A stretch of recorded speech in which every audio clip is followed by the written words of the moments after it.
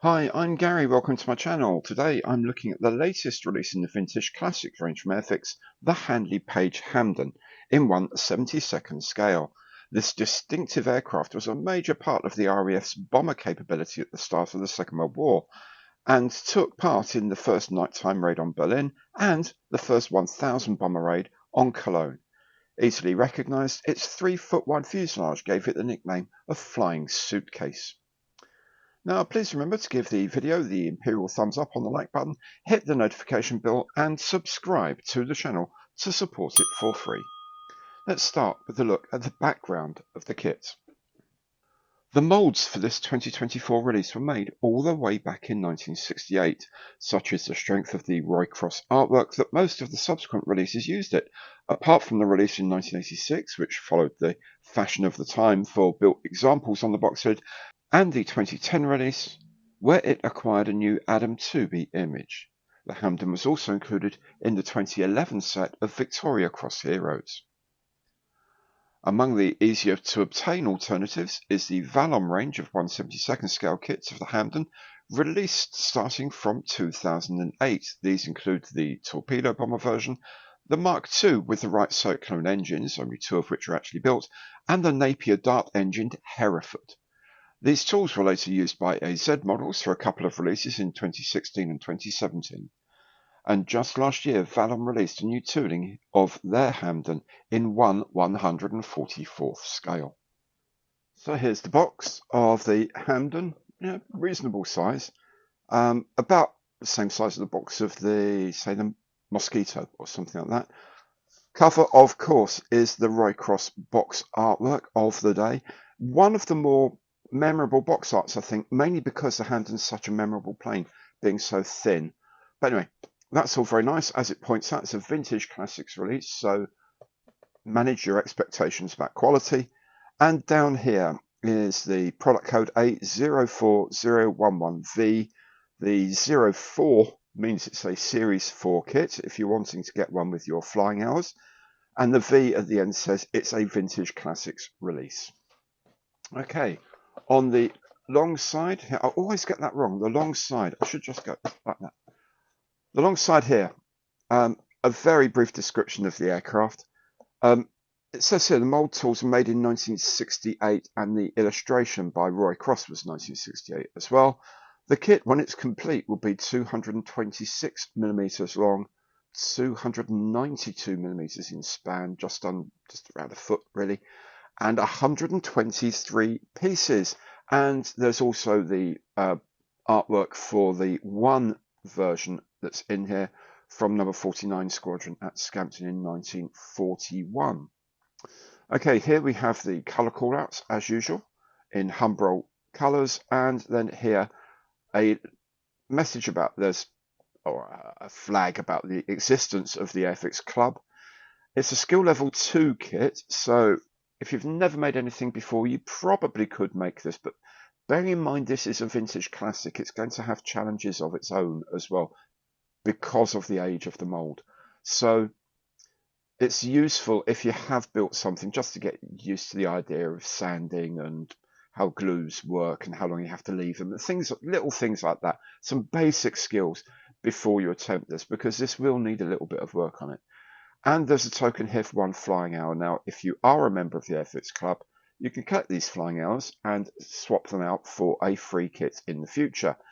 The higher the series number, the more flying hours you're going to need.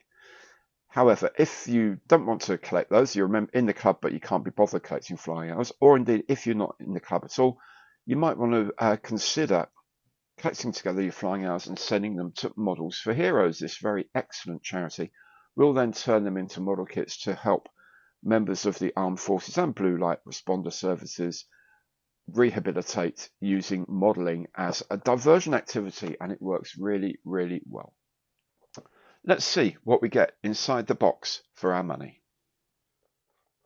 Box is a top opening box, as is quite normal for Airfix, and inside, as usual, we get a polythene bag full of the frames. You can see straight away the frames are very different to those that are produced these days.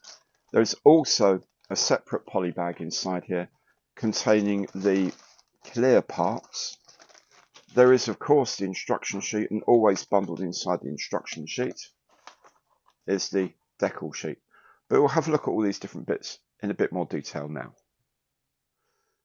Now, they don't have specific frame numbers on these, so I'll just go through the parts as I find them. First of all, we have the two cockpit halves here. I'm going to come back to this because this is actually beginning to make me quite cross. But anyway, I'll come back to that in a moment. But these are the two cockpit halves. Then you have the two wings, each of which comes in two halves. Then there's this frame which has one of the propellers, the bomb bay doors, bombs, guns, I guess maybe bomb racks here as well, maybe underwing bomb racks as well.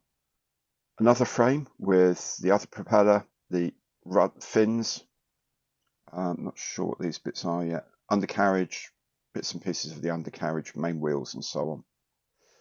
There's another frame with the tailplane, the wheel doors, some bits and pieces, tail wheels, I'm guessing these are ailerons, engine exhausts, and some crew figures.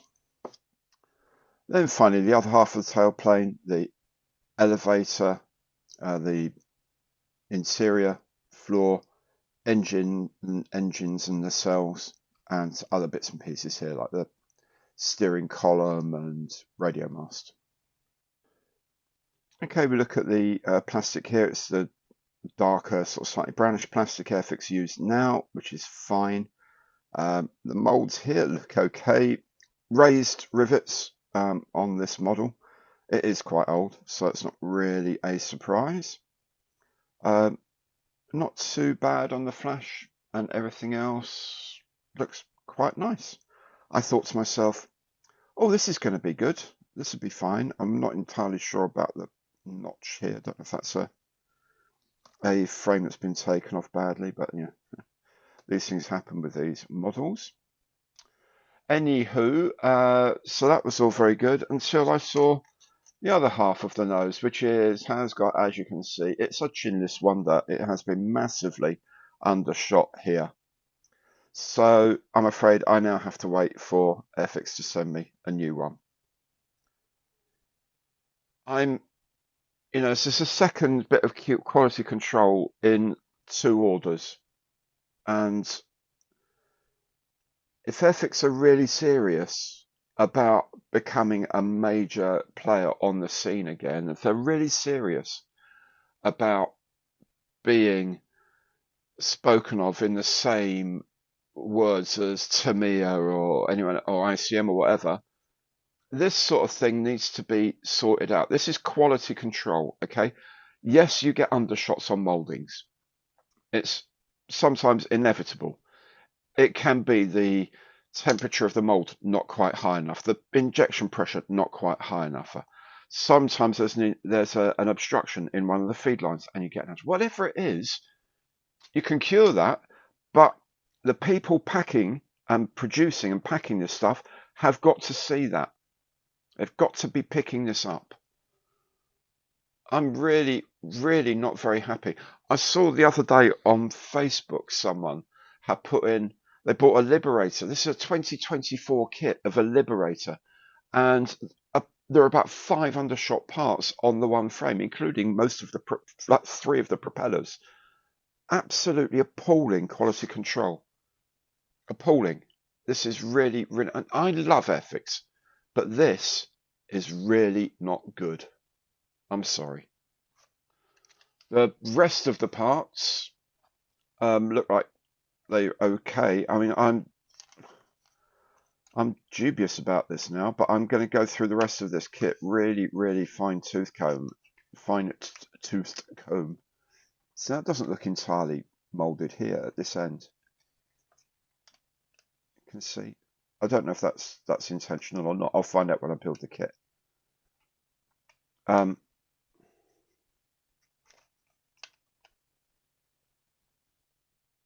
really is very poor. I mean, the moldings are okay. The plastic's okay. I mean, the fit on this is lovely. It's very nice. Yeah, I've seen some kits from them recently that could be benefiting from fit like that. Okay, the alignment there's not perfect, but that's a bit of sanding. This is okay. little loose, but again, not the end of the world. The rivets are very clearly defined, even though they're raised. It's okay. It's all right. The moulding's okay. Here are the gunner figures from the crew, looking suitably miserable in their lot. They're a bit blobby. This is 1968. They're not going to be perfect, but they're going to be okay with a little bit of work. But that's what you expect from vintage classics, to be honest. The exhaust stubs here look all right. This pilot figure, look, he's got an oxygen mask, and it's actually molded properly. It's actually molded away from his body, which is really clever, really good. And yet they can't mold the actual fuselage properly.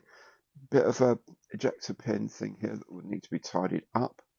Again, it's a 1968 mold, so I do have to cut them a little bit of slack on some of this stuff. And then we have the bombs, weapons load, and the guns, defensive guns as well. These are the rear vanes for the bombs. They look a bit chunky, a bit clunky, but again, they're of their age. I can probably just open these out a little bit. And the propellers. Now, as is usual with vintage classics, the decal sheet has been reprinted completely, and they're now cartograph decals, which of course are pretty much the best there are. What it does mean is that the few stencils that there are printed really, really sharply, especially on things like the trestle marks and things like that. We'll have a look in a moment. But also that the colours are really good, and they are very thin decals, so they'll lay over the aircraft quite nicely, which is important considering how its raised rivet lines are there. So I'm not entirely sure how well they're going to work, to be honest with you.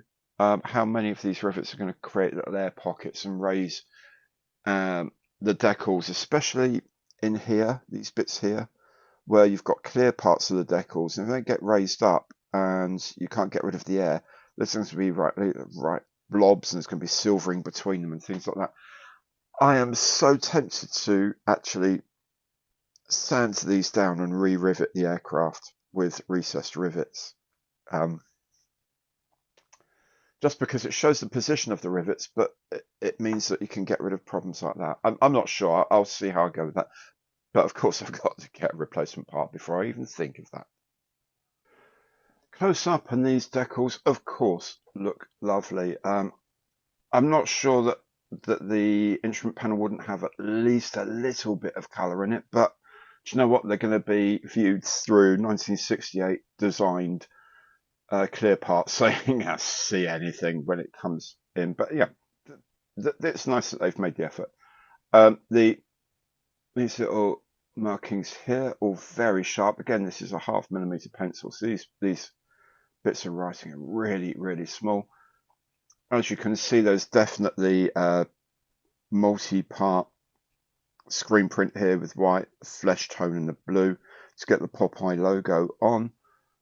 And there's not a lot of stencils on a Hampden, which is a nice thing. There's some trestle marks, of course, at first aid point, and the aircraft serial number and so on. The colours look absolutely spot on, as they always do when I look at cartograph decals, because they're really expensive to make. So excellent, really happy with these. Instruction sheets, very similar to almost all of them that get produced these days by Airfix.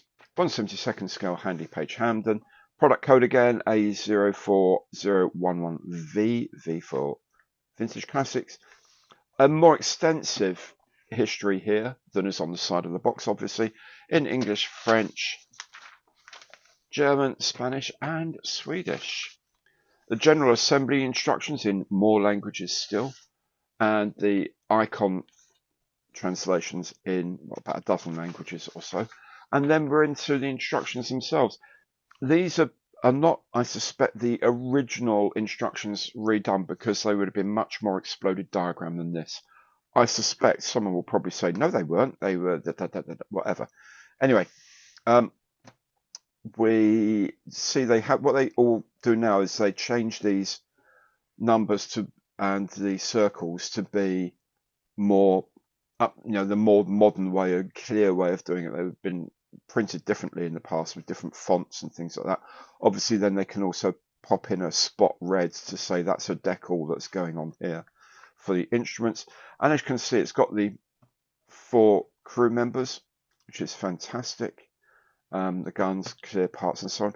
There's not an awful lot to this aircraft, to be perfectly honest. Yeah, there's bombs here. There's bombs under the wings as well, I believe, because there's only 4 bombs there. Yeah, those going in pairs in the bomb bay. Here it says, don't glue that in. Oh, right. Okay, so what's happening here is when these are like blocks that hold the main wheel parts in. You don't glue those because they need to be able to swing slightly so that when you put the stabilizers in here, the actuators and things like that, you can move the main arm to fit where the actuators put them. And then, of course, you could probably just poke a bit of glue in there if you really wanted to. You could also do, as it looks there, it looks like they've done it separately, but you could do the bottom half of the wing first and then the top half. But I don't think that's a good idea. If you're airbrushing, definitely not a good idea. And then it all comes together. The fuselage comes together, then the engines, bombs, and all the other ancillary parts as well. Everything goes together.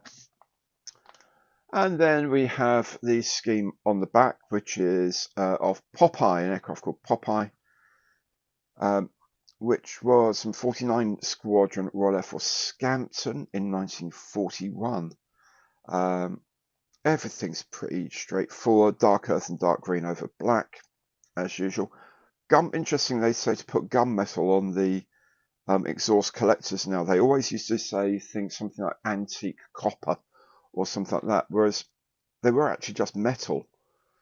They weren't sort of bronzed or anything like that. They're metal and they got discoloured by use more than anything. So it's kind of nice they've put the gunmetal. So if it's a brand new aircraft, that'd be pristine metal, and then you can just put a load of rust on it or something to make it look like it's actually been used.